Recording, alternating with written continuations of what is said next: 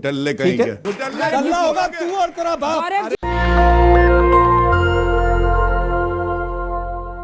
सुना आपने, दल्ले, उधर से जवाब आया तू दल्ला तेरा बाप दल्ला। ये गौरव भाटिया हैं, ये बीजेपी के प्रवक्ता हैं और एक हैं कांग्रेस के प्रवक्ता, और दोनों जो हैं वो सवर्ण समाज से हैं। आप कल्पना कर सकते हैं कि किस तरह से टीवी पर हेट स्पीच चलाया जाता है। आज सुप्रीम कोर्ट ने बड़ी बात कही है गौरव भाटिया और आलोक शर्मा के जैसे लोगों के लिए कि ये 21वीं सदी में कहाँ आ गए हैं हम और धर्म के नाम पर क्या क्या हो रहा है। नमस्कार, मैं शंभू कुमार सिंह और आप देख रहे हैं नेशनल दस्तक। सोचिए, इस देश के टीवी और अखबार ने आपको गुंडा बना दिया है, गालीबाज बना दिया है। आप सोचिए, कल्पना कीजिए, ये गौरव भाटिया है, इनके पिता जो हैं वो सपा में सांसद हुआ करते थे। ये बीजेपी के नेता हैं, सरेआम कैमरे पर कह रहे हैं दल्ले। उधर से शर्मा जी का बयान आता है दल्ला तू दल्ला तेरा बाप दल्ला। सोचिए, मैं फिर कह रहा हूँ, ये जातिवाद की वजह से सब कुछ, गाली गलौज ये सब जातिवाद की वजह से आता है और इसी तरह के संस्कार हैं इन लोगों के। कैमरे पर अब कितना दिन आप पर्दा में रखिएगा, अब कैमरे पर सब कुछ सामने आ रहा है। महिला एंकर हैं, ऑडियंस के रूप में बच्चे बैठे हुए हैं, लेकिन एक बात समझ लीजिए, ये जो सारे हेट स्पीच है, गाली गलौज है, ये सब कुछ टीवी अखबार पर है और ये तो इक्का दुक्का है। आप कल्पना नहीं कर सकते हैं, रोज़ मुझे 100 फ़ोन कॉल्स पर गाली दी जाती है, मारने की धमकी दी जाती है, जबकि हम लोग सिर्फ खबर दिखाते हैं और सरकार से सवाल पूछते हैं। हम लोग कभी कभी कर्मकांड के खिलाफ बोलते हैं, जैसे कोई किसी की बलि ले ली गई, किसी को मंदिर से मार के भगा दिया गया, किसी को बांध के मारा गया। हम लोग एट्रोसिटी, जातिवाद, मनुवाद, ब्राह्मणवाद के खिलाफ हैं, तो हम लोग को गाली दी जाती है। हम लोग कभी किसी धर्म विशेष के लोगों के लिए कुछ नहीं बोलते हैं, किसी जाति विशेष के लोगों के लिए कुछ नहीं बोलते हैं। जो विक्टिम है उसके खिलाफ बोलते हैं और इस तरह के हालात हो गए हैं। आप सोचिए, मतलब बीप लगना चाहिए। तो इस तरह से गाली गलौज चल रहा है कैमरे पर, हम दोबारा सुना नहीं सकते हैं। ये दूसरी खबर देखिए, ये बीजेपी की एक महिला नेता है जो आरोप लगा रही है कि किस तरह से मुझे यूपी में अपनी ही पार्टी के खिलाफ धरने पर बैठी बीजेपी की महिला कार्यकर्ता मारपीट का आरोप लगा। लेकिन ये देखिए, ये धनौरा है, इनका नाम धनौरा, इससे लग रहा है कि बहुजन समाज के नेता होंगे। जब से ज्योतिरादित्य सिंधिया बीजेपी में गए हैं तब से ऐसे नेताओं की छुट्टी हो रही है। सोचिए, तो ये इनका नाम है राजकुमार धनौरा। ये बेचारे फूट फूट कर रोने लगे। एक बार फिर से इनके रोने का सुन लीजिए कि मुझे पार्टी से निकाल दिया गया। जिस पार्टी में 30 साल पूरी मेहनत की, आज तक कोई कदम 1 रुपए का कलंक, और उस पार्टी ने हमें 30 साल की हमारी मेहनत 1 मिनट में हमें कीड़े मकोड़े की तरह फेंक दिया। तो बहुजनों के साथ बीजेपी में क्या हो रहा है आप देख सकते हैं, इसी से अंदाजा लगा सकते हैं। और सुप्रीम कोर्ट ने हेट स्पीच पर कहा भड़काऊ भाषण से भारत में अशांति फैल रही है। और बीजेपी शासित राज्यों और दिल्ली में, दिल्ली, यूपी, इन राज्यों को उन्होंने कहा है कि अगर आप लोगों ने कार्रवाई नहीं की तो हम कार्रवाई करेंगे। सोचिए, भड़काऊ भाषण पर सुप्रीम कोर्ट ने यूपी, उत्तराखंड सहित दिल्ली पुलिस को दिए निर्देश। कौन लोग हैं धर्म संसद के नाम पर, जाति के नाम पर सबसे ज़्यादा हेट स्पीच फैलाते हैं। और आज फिर भी प्रधानमंत्री का स्लिप ऑफ टंग हो गया।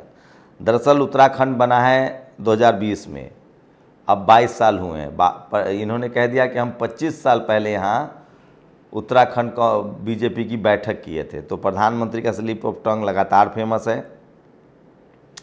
ये वीडियो तेलंगाना का है, जहाँ आर एस परवीन का जलवा है और उपचुनाव में बीएसपी के समर्थन में जनसैलाब निकल रहा है। अभिनव पांडे ने पूरा सुप्रीम कोर्ट के बयान को बारीक से लिखा है। हेट स्पीच पर सुप्रीम कोर्ट ने बड़ा ऑर्डर दिया है।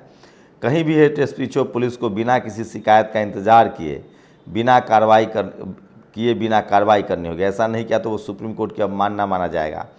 एससी ने यूपी, उत्तराखंड और दिल्ली पुलिस से पूछा भड़काऊ भाषण पर अब तक क्या एक्शन लिया गया है।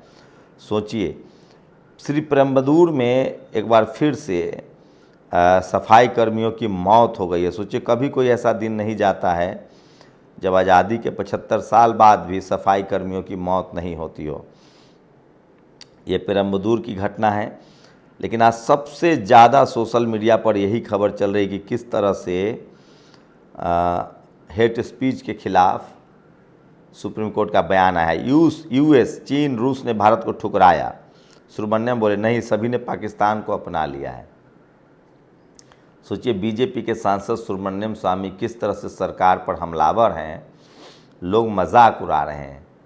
जैसे कहा गया था ना कि डॉलर मजबूत हो रहा है, रुपया कमज़ोर नहीं हो रहा, उसी तरह से उन्होंने कहा कि यूएस, चीन और रूस से भारत ने बायलैटरल रिलेशनशिप कमज़ोर हुआ है और वो लोग पाकिस्तान के खेमे में हैं।